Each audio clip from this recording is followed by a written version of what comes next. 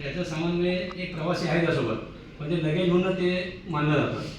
आता डीमार्टचं सामान आहे, एखादी बाई आहे किंवा पुरुष आहे तो घेऊन येतो. आता काही नवीन नवीन हवालदार आले आहेत, ते लगेच 66,192 परवाना उल्लंघन म्हणून त्यांच्यावर 10,000-500 फाईन मारतात. आम्ही इंगळे साहेबांची चर्चा केली आहे बद्दल.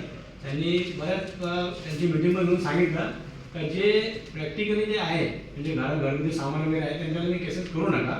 प्रत्येक वेळेला बघा की माल काय कसं काय ते कंपनीचा माल असेल जर नियमाच्या बाहेर असेल तर तुम्ही तसं करा, त्यात काय वाद नाही आहे. पण साहेब कसं माहिती का जाणीवपूर्वक काही ठिकाणी अडवलं जातं आणि मग ते 66,192 धाक दाखवला जातो का 10,500 रुपये तुम्हाला फाईन आहे. मग पडद्याच्या मागून काय घ्यायचं काय नाही घ्यायचं ते मग ठरतं आणि त्याच्यामुळे रिक्षावाला काय करतो मग 10,500 फाईन भरण्यापेक्षा मग काहीतरी देऊन मग मोकळं व्हायचं. मग ह्या गोष्टी वरिष्ठांपर्यंत पोहोचत नाही साहेब. आम्ही प्रत्येक वेळेला रिक्षाने आम्हाला फोन करायचा, आम्ही साहेबांना सांगायचं. मग ते साहेब मग प्रत्येक वेळेला म्हणतो एक कधी त्यांच्या मनावर राग येतो, काही लोक आम्हाला टार्गेट करतात, आमच्याकडे येतात, असं साहेब होतो परिस्थिती. आणि त्याच्याबरोबर साहेब दुसरी गोष्ट अशी आहे, मुंबई शहरातील रिक्षावाले ते नीलावाणी महानगरपालिकेमध्ये येतात. साहेब मुक्त परवाना आहे, MMRDA दिला त्यात काय वाद नाही आहे, आम्हाला त्याच्यावर कोणाशी काही चर्चा नाही करायची. पण साहेब मुक्त परवाना फक्त भाडं घेऊन येण्या इथं सोडण्यासाठी आहे आणि ते जर भाडं असेल तर रिटर्न तुम्ही घेऊन जाऊ शकता, आम्हाला त्याच्याबद्दल काही प्रॉब्लेम नाही आहे. पण इथं असं होतंय का मी मुंबईला राहत होतो पहिला जोगेश्वरीला, तिथं आमच्या घरावरती चाळी ती तोडली, मग आम्ही मिरवडला घेतलं.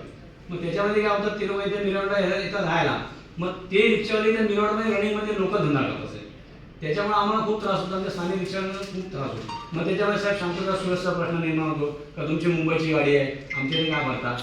मग साहेब हा एक प्रॉब्लेम होतो. दोन विषय आणि साहेब असं होतं का आता बरेचसे रिक्षावाले साहेब युनिफॉर्म घालतात, म्हणजे आता 99% युनिफॉर्म घालतात.